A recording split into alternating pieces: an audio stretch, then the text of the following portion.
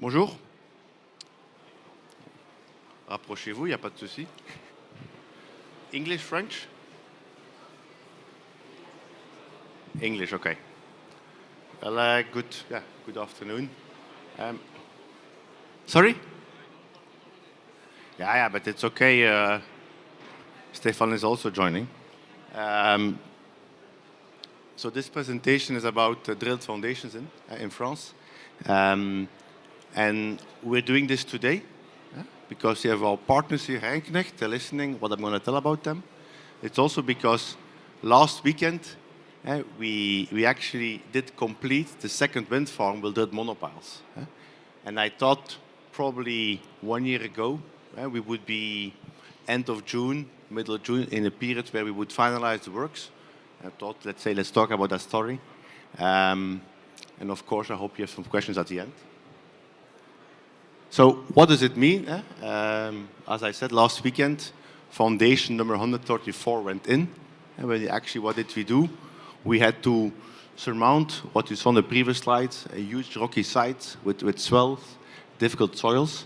The concept that we used is not what people call a relief drilling, in which you drive a pile and then you see if it refuses and you drill a smaller hole. What we did is we actually made vertical tunnels in the sea, oversized hole. And this is the last one, last weekend being installed. The question is, how did we get there? I think it's very important to realize that our road to have 134 monopiles and 16 OSS piles installed is actually across all the projects in France, where we have installed, I would say, piles on every project. Every project installed except Fécamp. There were no piles on the foundation, but only on the substations. So the history that we bring is, I would say, on the 5 projects across substation piles and monopiles, where it's interesting is that we had the chance to install all possible types of piles that you can imagine across the different sites because of different soil conditions.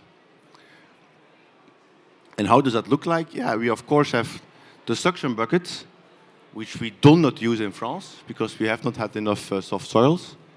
But we have driven piles in Le Tréport, the drive, which is the historic classic solutions to first drive a pile to refusal, make a relief hole, and then continue driving. We applied that on the Courcelles substation in Le Tréport.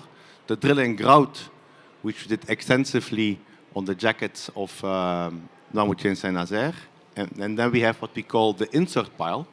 An insert pile is actually a mix between the drive and the drill and grout. It's when you actually drive a pile to a certain depth, make a pilot hole, and not drive again, but actually put a smaller pile inside. Now, the big challenge is not the smaller piles, but the bigger piles. And there, I would say, I've chosen this picture in 2015, when EDF said, yeah, we want to install the wind farms of Saint-Nazaire and Courcelles. And to define a challenge internally, said, yeah, but this is a picture of the coastline. This is what we need to solve. We need to deal with rock, with a changing fracturation. We have to deal with big waves. We have to deal with breaking waves. And then we have to find a way to fixate the pile. Now, I must say that from that moment to installing the first monopile, 6 years has passed. And probably a team of 40 people who has been involved continuously to get there. How do we solve the challenges? Well, the first thing is that the size of the challenge is not defined by us. The size of the challenge is defined by the wind turbine size, that defines the monopile diameter. And I'd always say to people, yeah, what does it actually mean to drill a hole in the sea for a monopile? And then I say, yeah, think of the metro that you might have taken to come here. The metros have around 8 to 9 meters diameter. What we need to do is to do that in a vertical way into the ocean. And that is a concept that people, I think, sometimes forget to think about. That we do not drill long distances. A tunnel is normally 4 or 5 kilometers, which is a long way. It's only one. to 2 kilometers, that's enough length to drill actually all the piles which you need for a wind farm. The difficulty is, of course, the offshore conditions. And if you then go into what types of piles that you see, well, depending on the soil again, I saw in the past all different types of piles for the jackets. You see something a bit similar in the monopile world, where you have the driven piles, which is known by everyone. Then we have the simple drill and gout pile, which you see in the middle, applied on half of Saint-Nazaire side and across whole Noirmoutier. And then you have what we call the hybrid, because it's a mixed, where you have first a piece of rock and then sand. But in principle, what you do there is you mix actually the solutions that you have, that you know for a driven pile and the drill and grout pile, you combine them into one method. Now, what's important to know is that you need a lot of equipment, and that the equipment is something that has taken 6 years to design and develop, but it's also a hell of a job to get everything on board. Every time we have spent around 2 months in Flushing, our home port, to mobilize the equipment, and spend several months doing the testing of the equipment. Because it's very important that once you go offshore, that you don't have any learning curve by testing extensively all the tools. And what you actually see here is a part of the solution. I've told you in the past, actually, the drilling part is one problem, and that problem is solved by making a vertical tunneling machine. But how do you get that tunneling machine in the right spot? How do you make that machine actually working efficiently? And there you have what we call a modiga. That is actually a structure which does everything except the drilling. It's put on the seabed. It is protecting all the installation operations from the waves, from the current.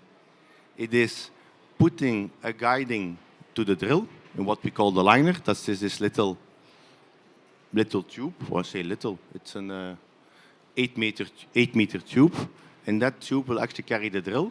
And once you have drilled the hole, it will also protect the hole from collapsing, and we use the same tube, the liner again, to do the grouting of the foundation. A Swiss knife, like our clients call it, and having that already takes us quite some time in preparations in the port. The drilling in the rock, like we said, we had to find a partner to do that, because technology, before we started this project of Saint-Nazaire and Noirmoutier, was not existing. There were tools, but the performance would have given the installation a process of 3 or 4 years. So what we did is we looked into drilling these vertical tunnels like a dredging process. A dredging process is something we do as DEME.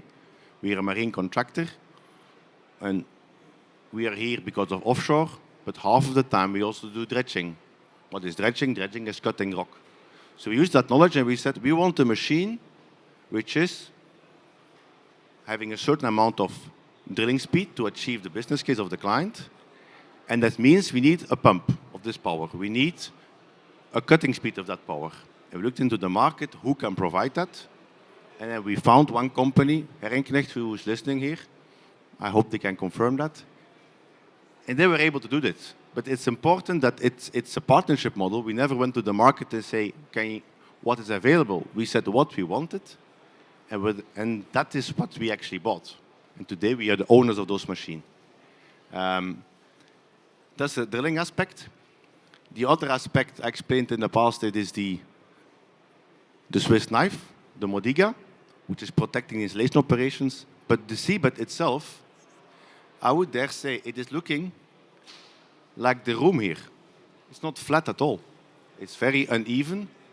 And we work with jackups. We work with jackups to make sure that the installation is safe and we don't depend on the waves once we're jacked up.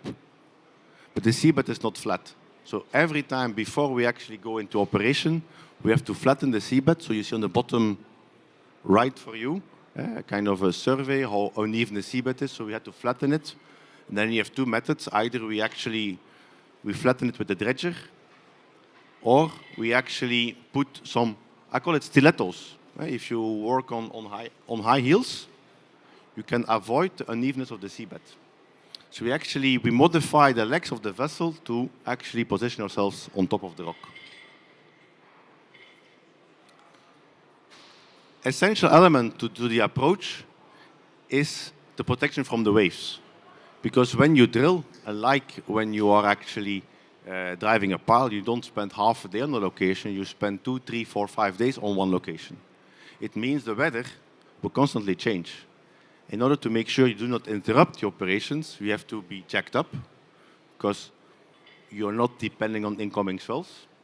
And secondly, you need to protect everything. And so here you see very nicely on the right that before we start doing any drilling or driving, we put our Modiga, our modeler tool on the seabed, which is actually giving shelter to all the operations and making sure that once we are working, there is no impact of the sea, of the changing weather conditions on the installation operations. And what you have seen in the past, here you see again a picture of this Modiga, is we were using a temporary casing. That is that brown tube. What does it do? Like I said, it is protecting the operations from collapsing rock. It is making sure we can grout. But it's only, of course, because we have today soils which are rock from the top. That allows us to reuse the casings. If I look at what future projects are bringing, well, those projects, they are bringing sand on top. It means we'll have to rethink the whole method by putting first casings in, which will stay in the seabed, and then we have to repeat the operation. A very important aspect is logistics, because all this big ship, which we mobilized for almost 2 months to get ready, it doesn't work on its own. We need to very often to come back to port to do maintenance on the equipment, to have our grout supplied, and also to change the method according to the weather. We've worked twice from La Rochelle, a port that has been developed also in view of these projects.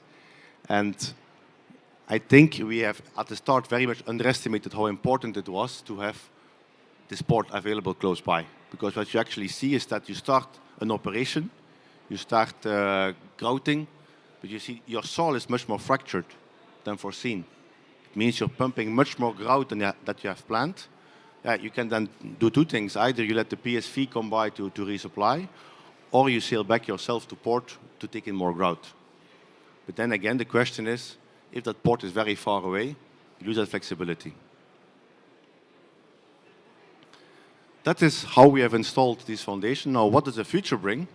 Well, the future, I would say we're repeating the same solutions for projects in Ireland, UK, and Japan. These projects still have to reach financial close, but we're very confident that we'll get there.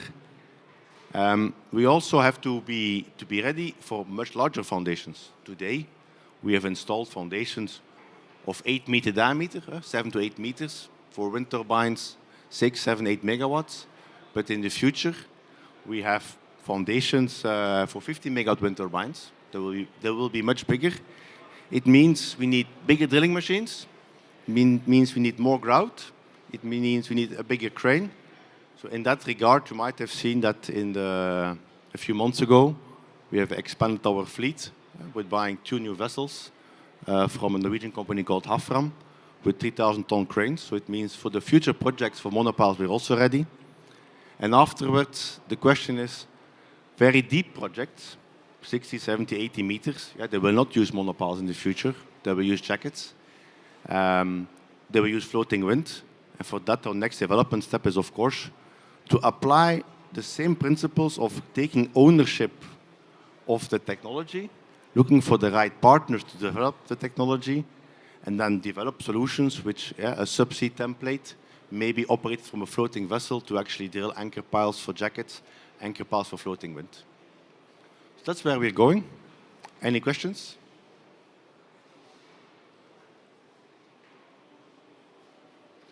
If not, thank you very much. Have a good afternoon.